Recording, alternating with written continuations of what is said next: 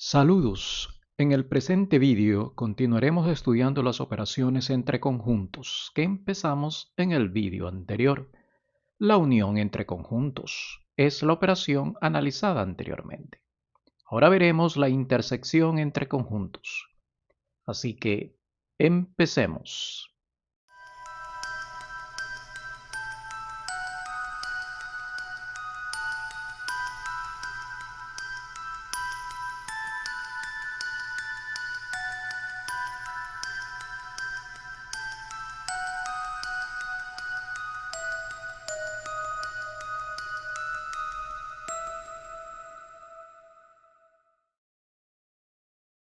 La intersección entre dos conjuntos genera un conjunto formado por los elementos que son comunes tanto al conjunto A como al conjunto B, es decir, elementos que se encuentran en los dos conjuntos al mismo tiempo. Su simbología es parecida a la unión de conjuntos, pero volteada. Al igual que hicimos para la unión, veamos qué conceptos matemáticos nos ayudan para expresar de manera formal la intersección de conjuntos. Colocando la tabla de pertenencias a cada conjunto, observamos que el conjunto C, formado por la intersección de los conjuntos A y B, correspondería a los elementos que están en la zona 4, la única zona que tiene elementos tanto de A como de B al mismo tiempo. Estos valores de verdad en la tabla corresponden al operador lógico de la conjunción. Al igual a lo que vimos para la unión de conjuntos, podemos encontrar otras relaciones con la intersección, a saber, la intersección de conjuntos en el que uno de ellos es subconjunto del otro. En nuestro ejemplo, A es subconjunto de B. El resultado de la intersección es el conjunto más pequeño, es decir, el conjunto A. ¿Por qué pasa esto? Pues de la misma forma que vimos para la unión, al ver la tabla de verdad y teniendo en cuenta que el concepto de subconjunto obliga a eliminar la fila 3, la columna de pertenencia al conjunto C, que es la intersección de los conjuntos, tiene los mismos valores de la primera columna, correspondiente a la pertenencia al conjunto A, sin tomar en cuenta la tercera fila. Por esta razón, el resultado es el conjunto A. Gráficamente, al realizar la intersección de conjuntos, nos queda la zona 4, que es precisamente el conjunto A. Si tenemos la intersección de A con el complemento de B, bajo el mismo esquema de que A es subconjunto de B, el resultado es el conjunto vacío. Situación que se corroborará al analizar la tabla de verdad, en la que en esta ocasión se añade la columna del complemento de B, con lo que al realizar la intersección entre la columna que corresponde al conjunto A con la columna del complemento de B, obtenemos la columna del conjunto C. Y aunque hay un verdadero en la tercera fila de esta columna, la tercera fila la excluimos con el concepto de subconjunto. La columna del conjunto C entonces queda con valores falsos, lo que significa que ninguna zona es utilizada y por consiguiente estamos frente al conjunto vacío. Del lado del gráfico, el conjunto A es la zona 4 del diagrama, mientras que el complemento de B es la zona 1, situación que no genera elementos comunes, por lo que el resultado de la intersección es el conjunto vacío. Finalmente, veamos la intersección del conjunto A con su complemento, resultado que genera el conjunto vacío. En la tabla de verdad se observa claramente que la conjunción entre las dos primeras columnas me da como resultado falso en toda la columna del conjunto C. En el diagrama, los elementos del conjunto A no tienen elementos comunes con los elementos del complemento de A. Por lo tanto, el conjunto es vacío. Recordando la tabla que construimos con las zonas del diagrama de Venn generado con los conjuntos A y B, para la intersección de conjuntos, la fila 2 de la tabla es la que la define. Si cambiamos los valores de verdad a toda la fila, obtendremos la fila 15 de la tabla correspondiente al complemento de la intersección de estos conjuntos. Seguimos obteniendo los complementos en la mitad inferior de la tabla. Veamos ahora qué sucede con la intersección entre conjuntos si afirmamos que la intersección abarca con todo el conjunto referencial. Para empezar, observamos la definición de intersección. La conjunción ahí descrita nos expresa que la intersección abarca con todo el referencial. Para ello tenemos que utilizar el cuantificador universal, con lo que eliminamos de la tabla las tres primeras filas, quedándonos únicamente con la cuarta fila correspondiente a la zona 4. Gráficamente, significa que toda la zona 4 se expande hasta cubrir con todo el referencial. Recuerde que no hay la zona 1, ni la 2, ni la 3 del diagrama. En términos de la intersección se puede visualizar perfectamente. Pero ¿qué pasa con cada conjunto por separado?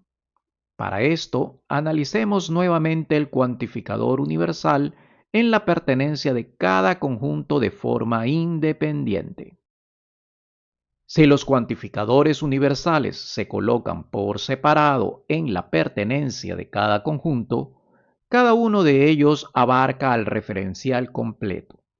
Pero al igual que se hizo con la unión y su operador lógico de la disyunción, en este caso también surge la inquietud sobre la conjunción. ¿Qué operador lógico puedo colocar entre la conjunción de los universales y el universal de la conjunción? Analicemos primero la equivalencia lógica. La equivalencia lógica se puede demostrar por varios métodos, pero usemos el de contraejemplos por ser más fácil de visualizar. La equivalencia en sí tiene dos posibles contraejemplos que destruyen la equivalencia. El primero de ellos, verdadero a la izquierda y falso a la derecha. Empezaremos por la izquierda. Para que una conjunción sea verdadera, ambas proposiciones deben de ser verdaderas. ¿Qué significa esto en conjuntos? Que ambos conjuntos A y B abarcan con todo el referencial. Por consiguiente, su intersección obligatoriamente abarcará con todo el referencial. El primer contraejemplo no es posible entonces.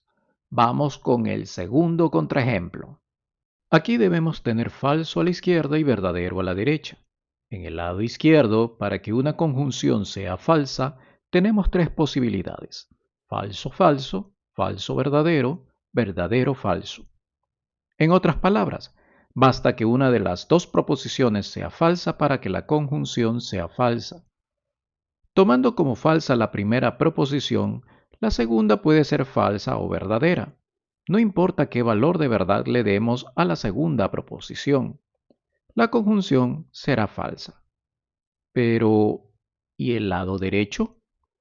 En el lado derecho tenemos una intersección de conjuntos que abarca con todo el referencial. Pero esto no puede darse porque el conjunto A no abarca con todo el referencial. Es imposible entonces que la intersección abarque con todo el referencial. Por lo tanto, no pudimos hacer verdadero el lado derecho. Y si empezamos con falso en el universal de la pertenencia al conjunto B, ¿cambiará esto el resultado por un verdadero? La respuesta es no, porque al decir que uno de los dos conjuntos no abarca con todo el referencial, será imposible que la intersección abarque al referencial completo. En otras palabras, los dos posibles contraejemplos fueron eliminados, con lo que concluimos que el operador de la equivalencia lógica es el operador que debe de ir entre las dos expresiones. No se requiere analizar las implicaciones lógicas, ya que como ya vimos en el vídeo pasado, una equivalencia lógica involucra la conjunción de las dos implicaciones. Esta expresión me indica entonces que lo de la izquierda es lo mismo que lo de la derecha y viceversa, lo que podemos parafrasear de la siguiente manera. Decir que tanto A como B abarcan con todo el referencial es lo mismo que decir que su intersección abarca a todo el referencial. Analicemos el existencial en la definición de intersección de conjuntos. Colocar el cuantificador existencial indica únicamente que existe la intersección, es decir, hay elementos comunes a ambos conjuntos, por lo tanto, la zona 4 obligatoriamente debe estar presente, si estamos indicando que existen elementos en esta zona. El resto de zonas no es obligatoria su presencia, pueden o no estar. El existencial sobre la definición de intersección de conjuntos es equivalente a decir que la intersección no genera un conjunto vacío. Lo mismo ocurre sobre existenciales por separado de cada conjunto. Indican que los conjuntos existen. En este caso, con existenciales y la conjunción, volvemos a preguntarnos, ¿qué operador debe colocarse entre la conjunción de existenciales y el existencial de una conjunción? Empecemos por la equivalencia lógica. La veracidad o no de la equivalencia se demuestra con dos contraejemplos posibles. El primero de ellos requiere un verdadero a la izquierda y un falso a la derecha. Pero la expresión de la izquierda es una conjunción verdadera, lo que significa que ambas proposiciones deben de ser verdaderas. Para la expresión de la derecha, el valor de verdad puede ser verdadero o falso. ¿Por qué? Porque decir que existen los conjuntos no nos dice cómo están relacionados entre ellos. Para dos conjuntos que existen en el referencial, pueden darse dos posibilidades: que sean disjuntos y por ende no existe intersección, o que sí tengan intersección. Debido a este motivo, tenemos al menos una posibilidad de falso en el lado derecho, lo que me permite generar un contraejemplo. Resultado final: no se puede colocar una equivalencia lógica entre ambas expresiones.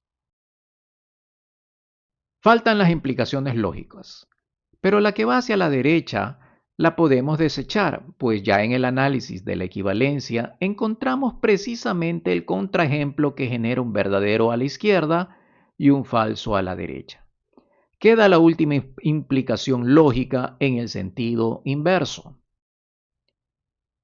El contraejemplo para la implicación que va de derecha a izquierda debe ser un falso a la izquierda y un verdadero a la derecha. Empecemos por la izquierda. Para que sea falsa la conjunción debemos tener una de las proposiciones falsas, como por ejemplo la primera. La segunda puede ser o no falsa, pero ¿qué estamos diciendo con esto? Que no existe el conjunto A y que el conjunto B puede o no existir. Si nos ponemos a pensar en esto, no es posible tener una intersección, pues nos faltaría al menos un conjunto. Por lo tanto, no existiría la intersección entre dos conjuntos cuando uno de estos falta. Resultado final: no tenemos un contraejemplo para esta expresión y por consiguiente es tautológica. La implicación lógica en el sentido inverso es la que debe ir en esta expresión. Note que tenemos un condicional con la dirección al revés de lo que estamos acostumbrados. En este caso, el antecedente está a la derecha y el consecuente a la izquierda. Por lo que, para estructurar la forma coloquial, debemos decir lo siguiente. Si existe la intersección entre dos conjuntos A y B, entonces ambos conjuntos existen. Volvemos a recordar que al revés no se puede afirmar lo mismo. Al igual como hicimos para la disyunción con la unión de conjuntos, en esta explicación de la conjunción con la intersección de conjuntos, se pueden generalizar estas expresiones, utilizando predicados de una variable. Volviendo a conjuntos, estas expresiones también se pueden reescribir, quedando el primero como: decir que el conjunto A abarca con el referencial y el conjunto B también abarca con el referencial es lo mismo que decir que su intersección abarca con todo el referencial. El segundo, por otra parte, es si hay intersección entre los conjuntos A y B, entonces ambos conjuntos existen. Y con esto completamos las llamadas leyes distributivas para los cuantificadores universal y existencial, con los operadores lógicos de la disyunción y la conjunción.